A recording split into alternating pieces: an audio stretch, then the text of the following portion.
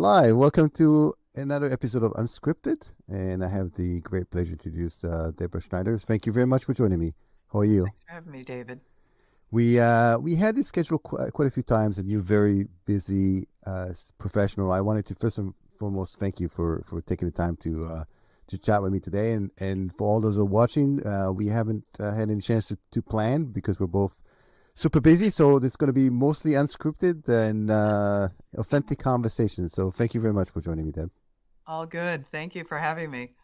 So why don't we get started with kind of the easy questions? How did you get started in cyber? Oh, gosh. Well, somewhat, it's an interesting story because it was somewhat accidental. All right. So what I mean by that is I'd have to say I just sort of fell into the CISO role at a time when information security was just starting to form as a professional field. I was working for one of the state's largest human services agencies, directing program modernization efforts and initiatives. I had just wrapped up a rather lengthy and exhaustingly complex initiative. And our commissioner had a meeting with me to debrief. And he, during that meeting, shared a memo from the state CISO, or CIO, excuse me, that directed each agency to appoint a CISO. No one even really knew what that involved. Most thought it was a technical role. So the commissioner asked me to research and come up with a job description and duties, and then he promptly left on vacation for a week and a half. When he came back, I presented my summary, having done some research and reached out to folks who were working in the role in private sector at the time. Of course, I was from the government sector, and I better understood what the role entailed. So I presented my summary to him, and I expressed that it was fundamentally about managing risk to the organization's information assets, data systems, infrastructure, and so on. And then my hand did this thing that it used to do back in the day. I have this trick elbow. So I presented my summary and I expressed a keen interest. I said, I'd like to explore taking on this role. And he said, it's yours. So that was that. Of course, then, the deer in the headlights look took over, and I had to very quickly shift from program direction to cybersecurity and figure out what that meant. So a lot of reliance on good industry professionals and mentors, some keen investments in certification and getting myself worthy of the role. And then we started the hard work of building from the ground up the state's first information security program at an agency level. I was the first appointed agency CISO in the state, and I served in that role for several years before, almost a decade before I moved on to serve as the state's deputy CISO and subsequently as the state's chief information security officer and member of the executive team.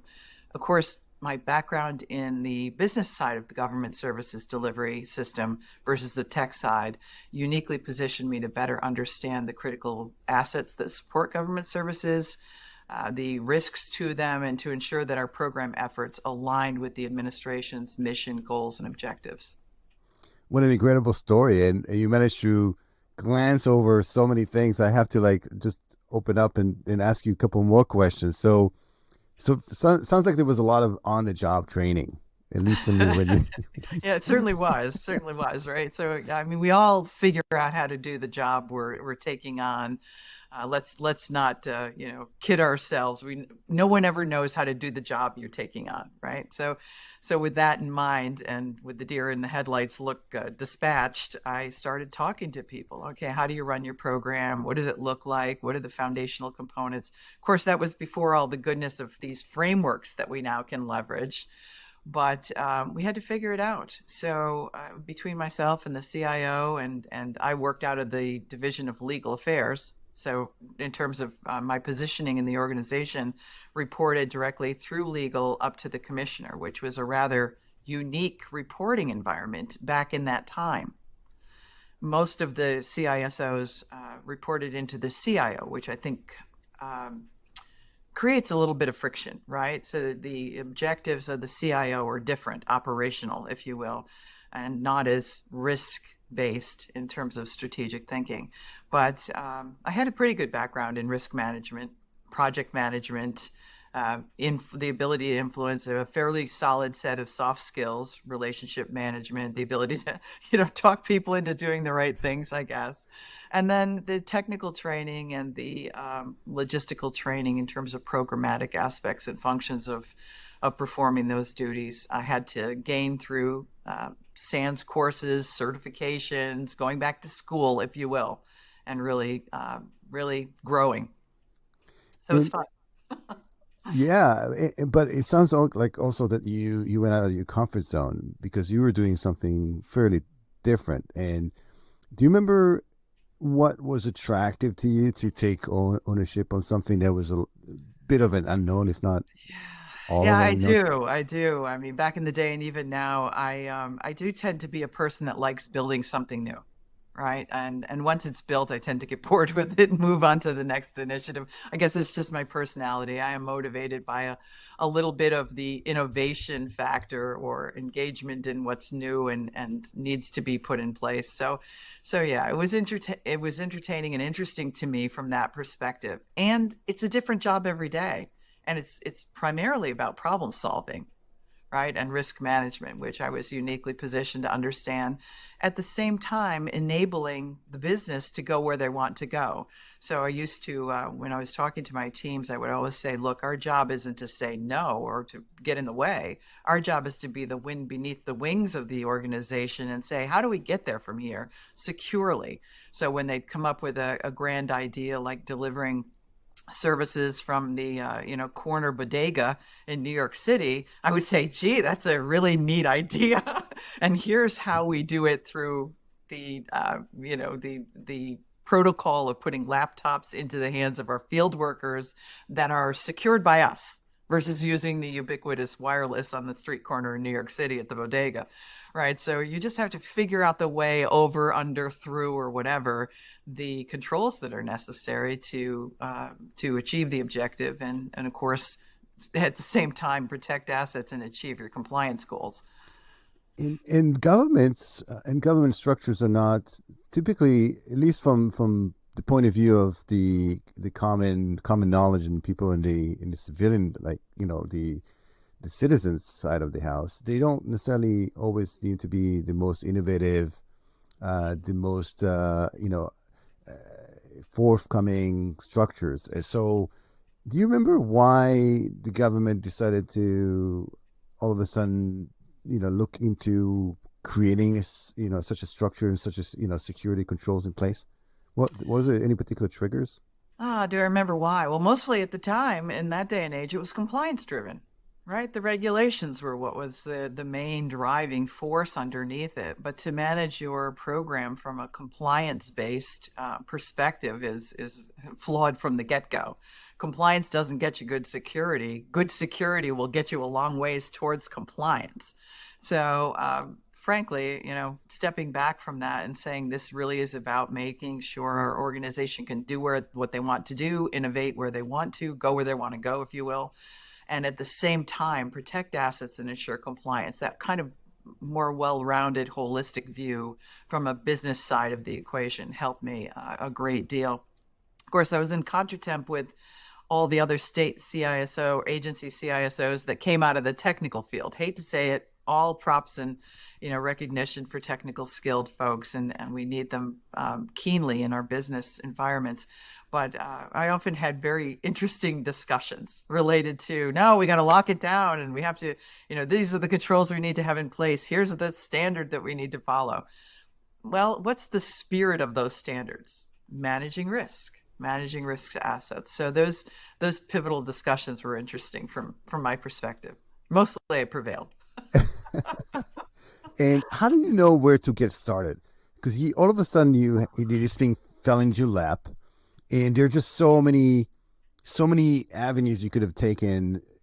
And also, I'm assuming that you wanted the first 60 to 90 days to prove that you were the right choice for the job. Right. Yeah. So yeah, those first 90 days, you got to have a plan, right? And no matter what job you're assuming. So I think where I started, and I got to search my memory banks a little bit on that one, but it's a great question to kind of wake up those memories. Where I started was looking to leading organizations and what they were doing. Because at the time, again, those frameworks, although the ISO 27000 framework was in existence, more so government organizations are driven by NIST standards. So I very quickly said, okay, let me sort out what the conversation is going to look like when the federal agencies that oversee our state programs come to town. either in an audit conversation, which is always fun, or from a perspective of program enhancements. So let me sort out what those conversations are going to look like, and very quickly figured out that they were going to speak the language of NIST standards. So I began to lean into and adopt those and use those as my yardstick in the absence of any other formal programmatic ability to evaluate where we were. And then just started with the high value assets in our organization. I mean, you don't protect your gold with the same standard that you protect, say, lesser entities. So I said, all right, what's functionally important to our organization from a perspective of doing business? What systems, what data sets, what people, what infrastructure do we rely upon to get the job done, to achieve our mission? And sorted that top tier out in terms of where we started, and we started hammering down whether we had the appropriate controls to align with the standards and to meet regulatory requirements. So again, it was rather regulatorily driven at the time, being that we're a heavily audited and also a heavily litigated organization. But we started with that. And then, of course, the formal NYS cybersecurity framework came out. I was fortunate to be involved in commenting and helping shape that. So when it came out in 2014, I was serving as the deputy CISO at the time. We were already adopting it. We were already engaged in making sure we could use it, again, as our yardstick for both evaluating and also selecting initiatives and prioritizing efforts that helped us move further along the maturity curve to where we wanted to be in our program. It sounds like, just listening to you, it sounds like you were very intuitive in terms of, because I've talked to a lot of CISOs, and the first thing they say, well, I had to figure out what are the crown jewels. And then, how do I go about protecting those, and how do I basically, what you mentioned, enable the business to do what they need to do? And that's my first priority as a CISO, and do all of that. And that was before there were, but I think today they have it easy because they have the frameworks, as you mentioned. But when you joined, there was a lot of it was you had to pave the way and figure things out on your own. So, well, back in the day, that's absolutely true. But again, my background from the business side of government, I started in the trenches with the counties, and then moved to the state to, as a young professional, change the world, right? And wrote legislation for many a year that changed the programs that the state articulates and delivers. And then from there, moved into oversight on critical digital modernization projects. So it was kind of a progressive growth spectrum for me that positioned me, I think, uniquely to be able to span that translation from services to technology and back again. And I'm sure it wasn't an easy path. Again, you were successful, but success is always paved with, success and some failures that you hopefully learn from and grow. Can you share, without providing too many details, maybe, if there were some memorable stories from your tenure? Oh my goodness, trying to bite off too big a chunk, right? So I remember trying to entertain the notion of doing data classification as a project, i.e., an agency-wide project, and then subsequently a statewide project. I think Deb, at this point we have to pause for 10 seconds to let it sink in what you just said. Well, I definitely had to take a pause because I was all full of the passion of getting it done, right? And I had this whole project of, how we were going to get it done. And people just went, we're not required to do that. We're over here trying to get business done, and so on and so forth. So I had to pick and entertain a smaller complement, if you will, of scope, and just take it piece by piece and build on that momentum and provide some structure, while at the same time inviting kind of the motivation to have its own momentum, to develop its own momentum. But I stepped back from that about a year into the project. Even slowing the roll, I had to step back from it and say, okay, we're not getting this done. How do we get it done quicker? And so I stepped back, and we came up with a retooling that essentially reclassified or classified data and said, wherever that data lives, this is the classification for it. We didn't go system to system to system, data set to data set to data set. We just said, for these types of records, this type of data, wherever it lives, whoever uses it, this is the classification. And so therefore, this is the baseline set of controls. From there, you can go up if you want to put additional rigor in place, but you cannot go down. So that was the strategy that we took. It was a hard lesson, though. I got more than my share of dings from that one. And it's amazing that you were able to, it takes a certain level of being humble and to know that you've made the wrong choice and you have to step back and not push for it. I think it's just as important to know where you're successful as to know where you've made the wrong decision and know how to step back from it and take ownership over that.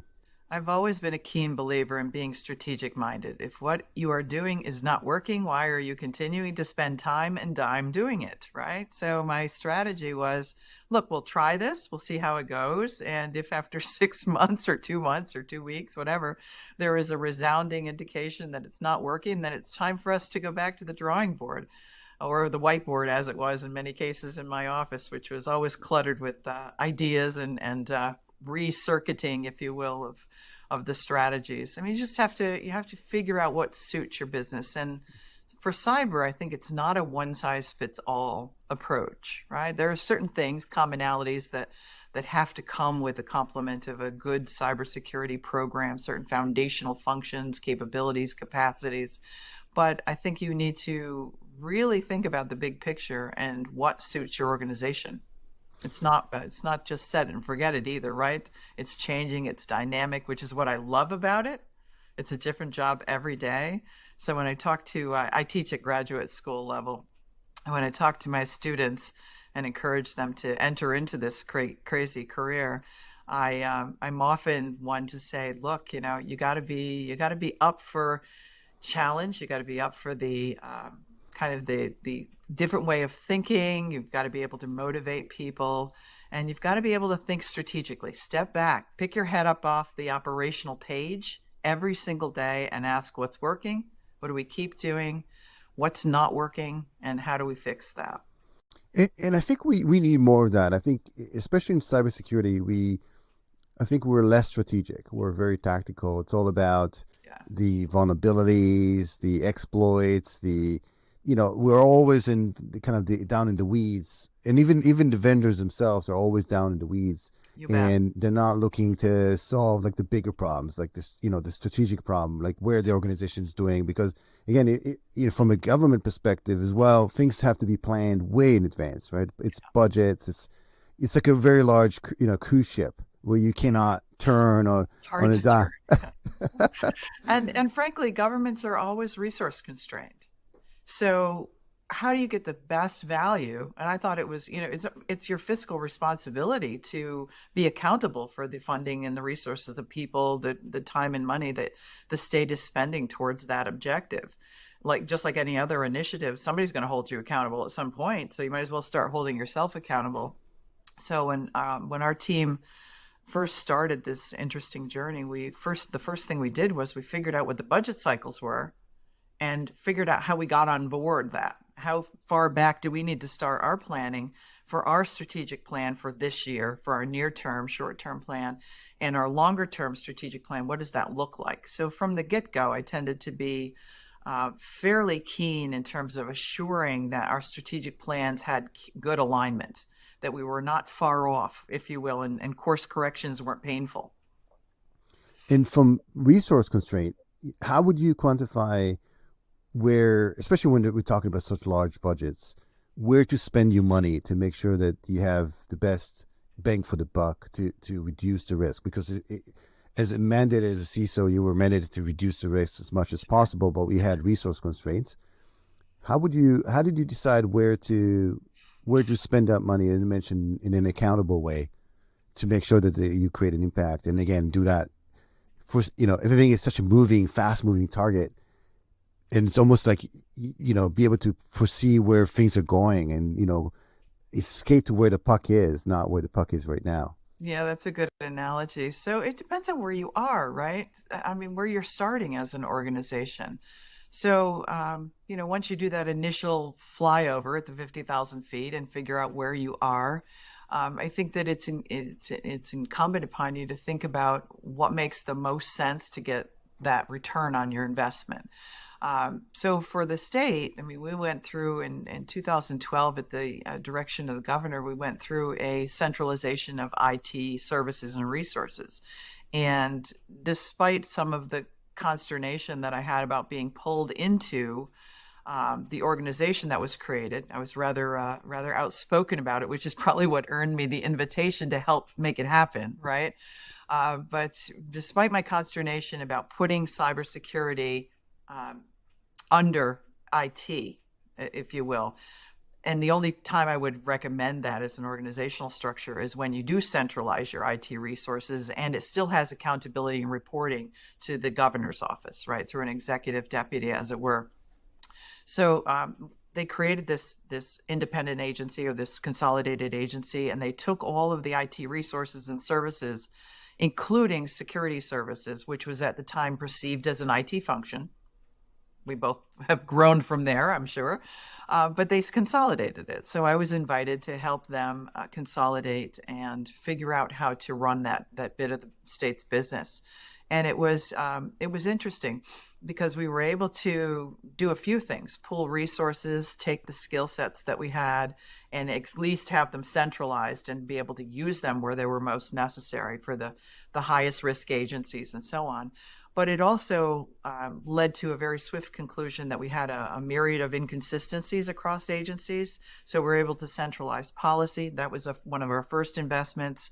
We were able to centralize and consolidate and rationalize some of the tools, be able to upgrade some of the tools. Boy, you were right on point when you said the state might be a click or two behind, not just New York State, but any state and local government. I was being very polite about this. At the time, I wouldn't say that they're still in that position. In fact, I would say that they've come a long way. But one of the first investments we made was in rationalizing and consolidating, making the assessment of where our skill sets were, where we needed to invest in our people. Boy, am I passionate about that. We built a training program such that every single one of our folks were certified in the area that they were performing the functions. So if they were working in my cyber command team, they were certified in pen testing and incident response and cyber SOC analysis and so on. If they were working in risk management, they were certified in compliance and risk strategies and so on and so forth. So we really invested some resources in training. That was one of the first initiatives. Policy considerations. I'm trying to think what else we invested in.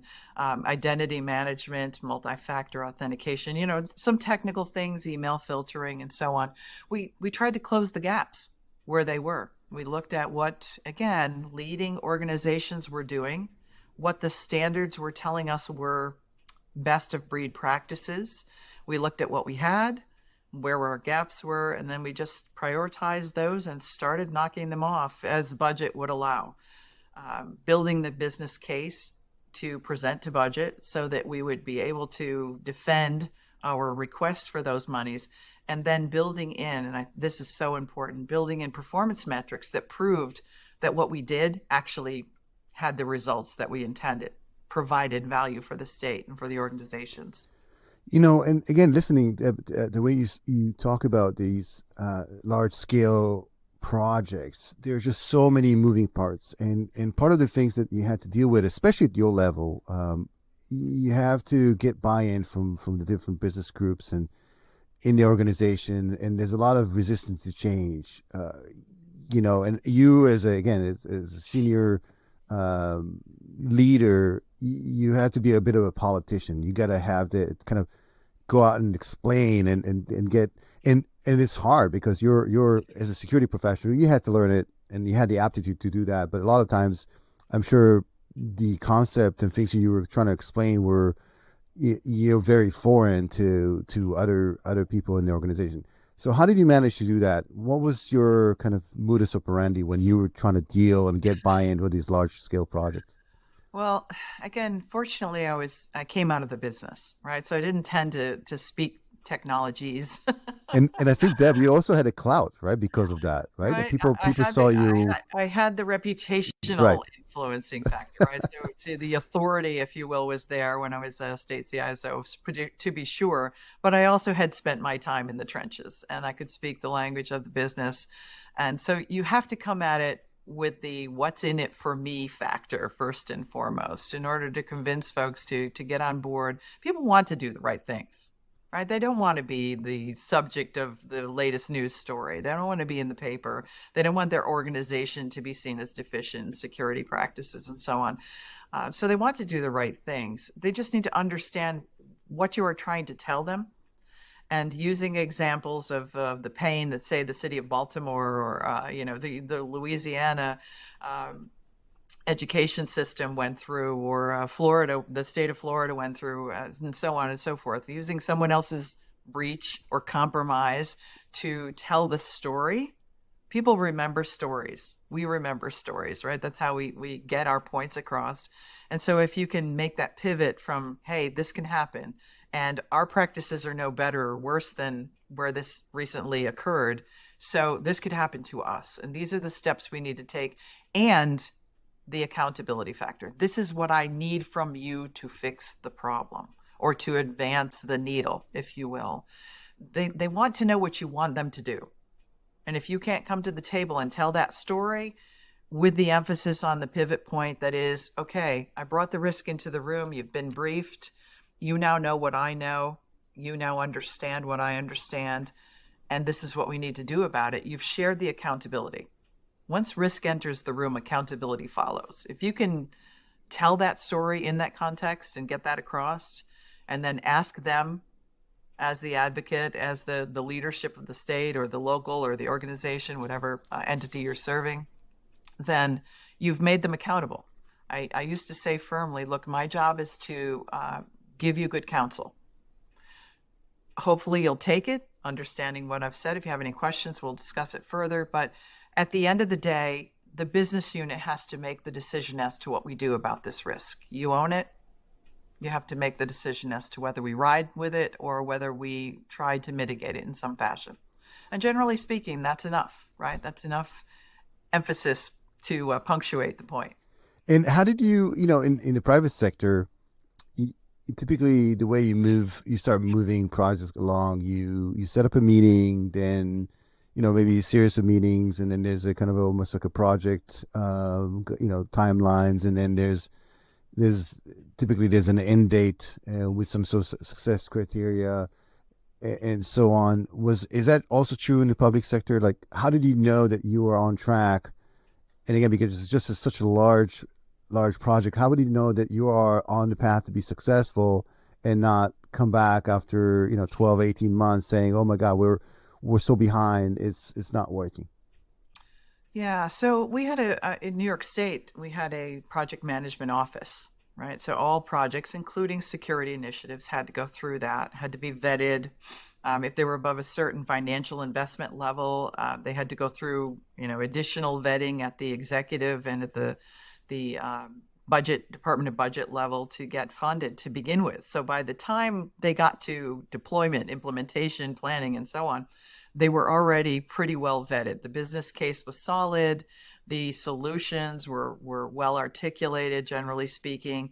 And I never went into any of our security projects without some key KPIs and KRIs, key risk indicators and key performance indicators that we would use and leverage during the execution to determine whether or not we were achieving our goals. So beyond good project management protocols to keep things moving and to have good reporting mechanisms and to make sure that you weren't, driving scope beyond what was anticipated or cost beyond what you were funded for, really measuring your results, measuring outcomes, being outcome focused from the get-go, being able to say, look, we want to put in email filtering, for example.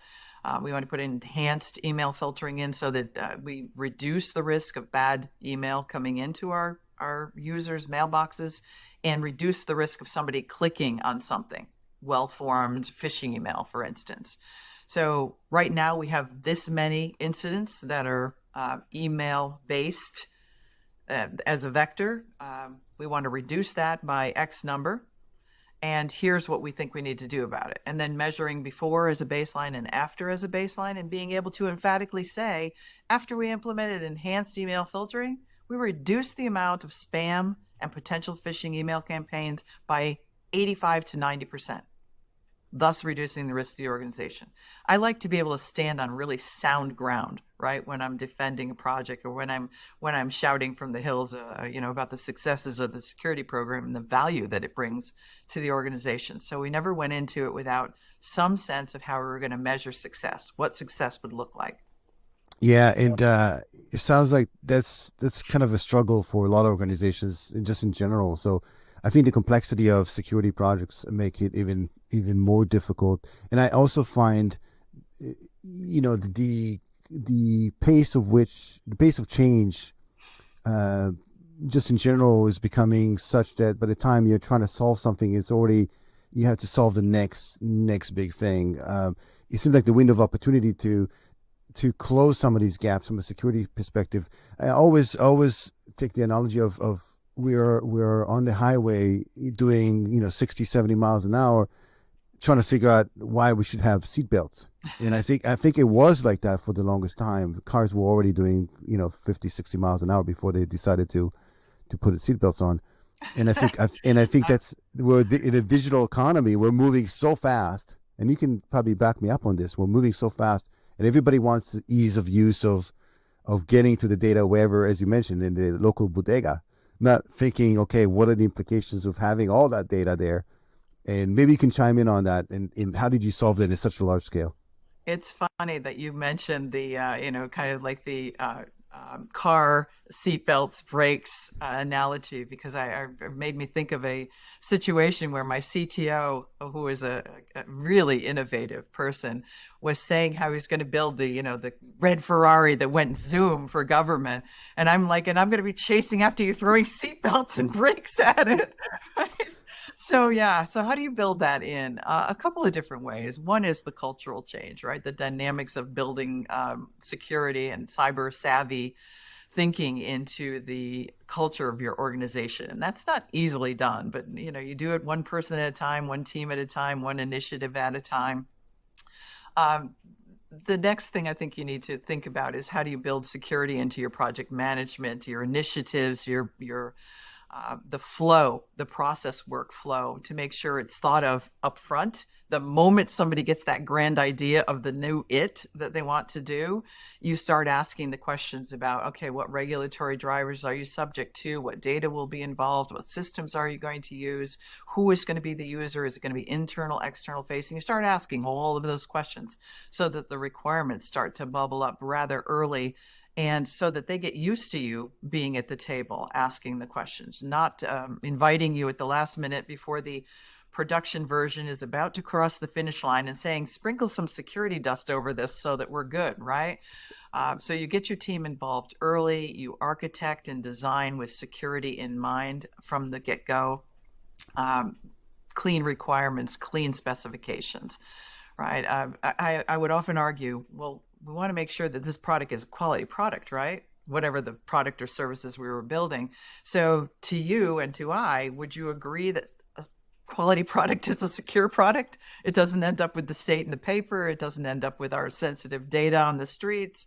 And no one can answer no to that, right? Everybody has to shake their head yes. So that is somewhat of the kind of the foundation that you have to lay, that cultural change where everybody's responsible for thinking about it. You've achieved it when you're at a project meeting and they are asking the questions about cyber. Have we thought about cyber? It's not your team, it's them. And then you're like, oh, okay, I can step back from this one and I can pivot and go on to the next team, which was rather nice to see that happen over time. Of course, nothing like that happens instantly. You can mandate certain things through standards and process. The more you can automate it, the more you can make it consistent, the better. Building it into your secure system to life cycle, thinking about it in procurement, because we all buy or procure services in some fashion, right? Every organization, especially today, is probably a hybrid situation where they have some things they build and some things they buy. but making sure that you have consideration of security and procurement, that you're vetting your products and services and vendors and service providers in a professional and sound way is also important. And then last but not least, it's never one and done, right? So that continuous cycle of making sure you know where you are, where your utmost risk focus needs to be, and that you're constantly keeping your fingers on the dial. One of the biggest investments that organizations are making today, beyond identity management and the types of things that are just standard rigor, is visibility. Being able to see across your infrastructure, across your environment, across your business environment, and being able to be more proactive about detecting the anomalous before it becomes the problem, right? So I think those types of things have helped a lot. And we've seen recently that there are, if you look at the kinetic conflict between Ukraine and Russia, there are fears of critical infrastructure being targeted by nation state, and it looks like this was kind of the first time where kinetic conflict was followed by or in conjunction with cybersecurity attacks.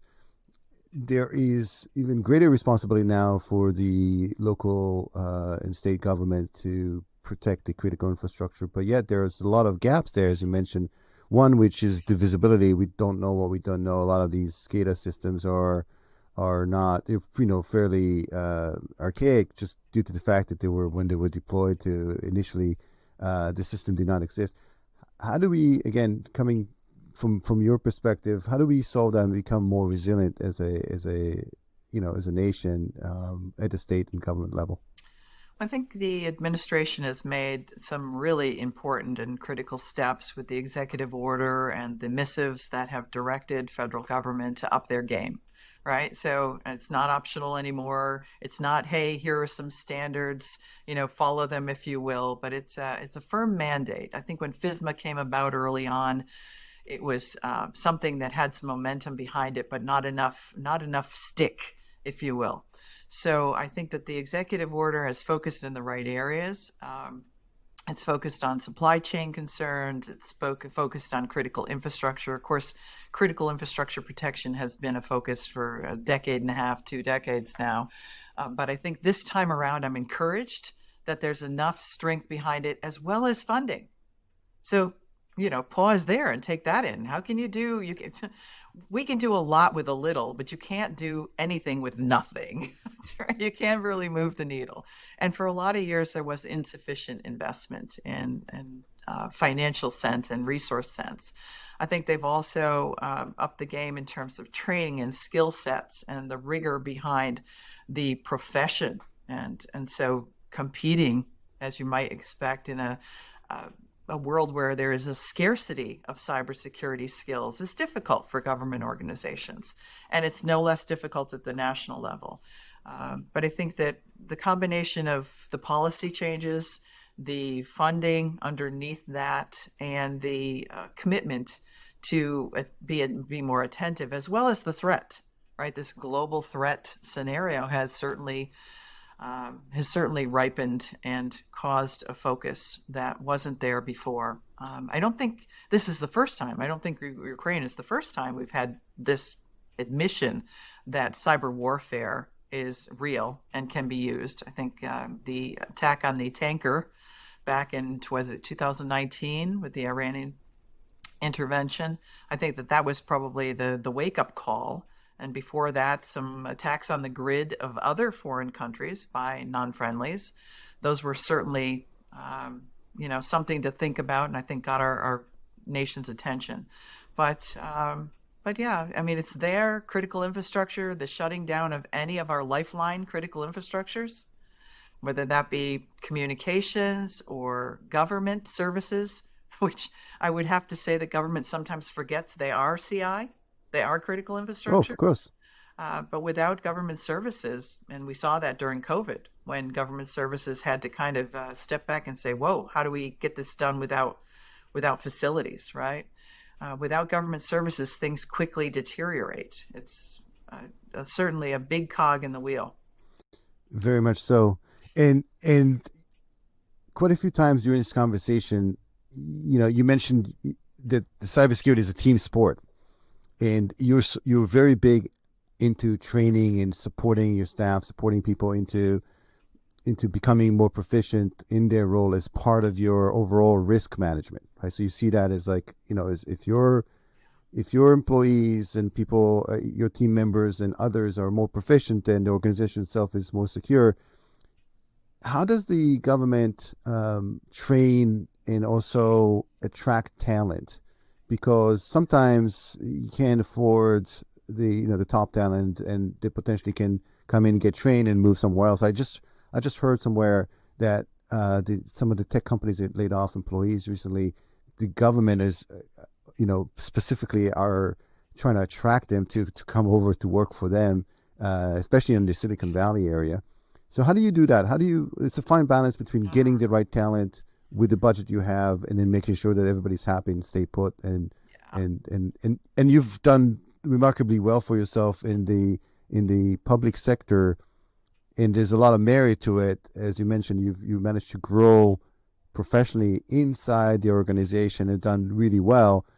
But not everybody is clear that this is something you can do. Some people see the government as being, oh, I'm going to get there, get a government job, and it will take me nowhere. But you are obviously the poster child of things potentially being very different.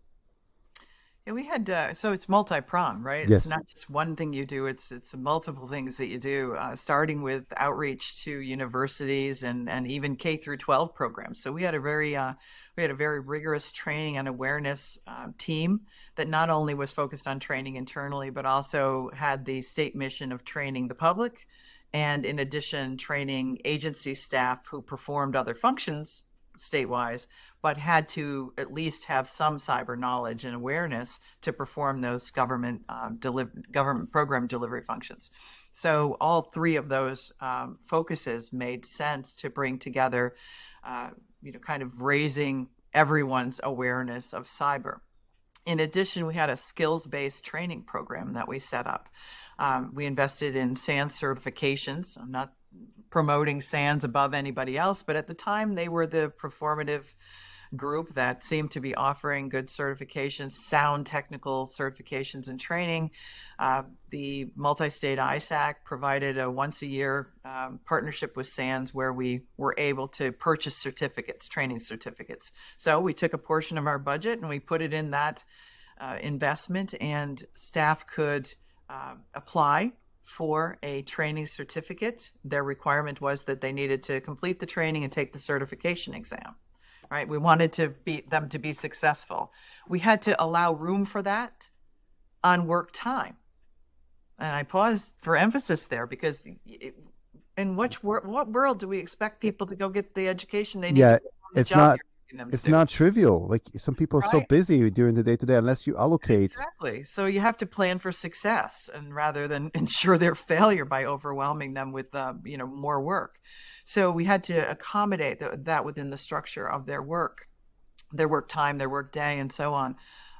In addition to that, we also invested in allowing some of our staff to go back to school, to do master's degree programs or further education that helped support cyber functions that they were trying to either perform and or move into, right? Often you can offboard somebody that's internal into a cyber function. They may have been performing an operational IT function, and you can train them, or maybe they were in the legal unit or even in finances or whatever, but they have a propensity for the work that is involved in the cyber sector. And so you can reposition them, but you have to give them the training.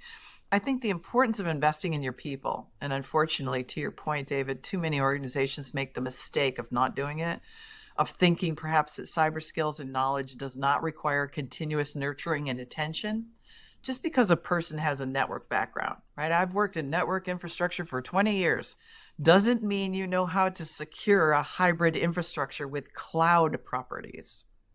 Just because you are a developer, and I don't care if you're the best coder in the world, doesn't mean you know how to securely code or test your applications for vulnerabilities. So I think there's cross training there. There's specific training within the swim lane that you're playing in. You also have to invest in training for people to move from an ad hoc culture, where they're running for the fire hoses every time there's a problem, to a more mature strategic approach to cybersecurity. And some of that is formal or maybe even informal training of educating your leadership in ways that help them understand the operational impact of a cybersecurity disruption on business. Recruiting talent, to your point, to get back to your point, recruiting talent, I think, needs to come from several places. We had a robust internship program. So being that I was an instructor in a university, I was able to handpick the goodness there. But we also had fellowships that were funded at a reasonable salary rate. I think the appeal of government work is that it's work worth doing that makes a difference in human beings' lives on a day-to-day basis. And I think if you can put it in that context, it's an attractive first job and or a career. So I didn't care whether you stayed with us for 2 years. Too many employers care about, long-term retention, or whether you came over, did an internship, and then went on to Ernst Young and PricewaterhouseCoopers. And many of them did and came back because of the culture of government services and the work environment and the ability to really feel like you were making a difference versus buried in a larger organization. So I think you need to sell, market, if you will, the opportunities that government provides. And you need to get people excited about that work, and then figure out what your funnels are, whether it's veterans that you're trying to court into service at the government service level after they come out of the service, or whether it's coming into the schools at high school level and talking about technical training and skills that they could get, or approaching women's groups, right, to get more women. I was one of, by the way, 4 female CISOs in the nation at the time that I served, and now I think there's only 2 or 3, which I think we've gone backwards a little bit. But tightening that up, looking for people who had the right mindset and skill set to develop a proper cyber education, and then seeding into that. So I know I covered a lot in a few minutes. I was trying to figure out all the other things that we did.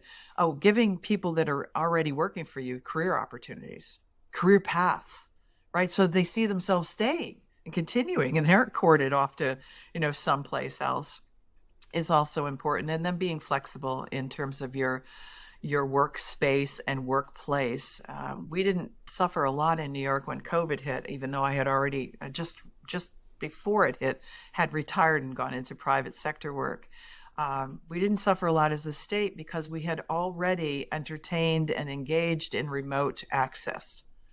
So when that time came that people had to work from home, they already had that access, particularly in the IT and cyber realms, because we needed to work 24/7.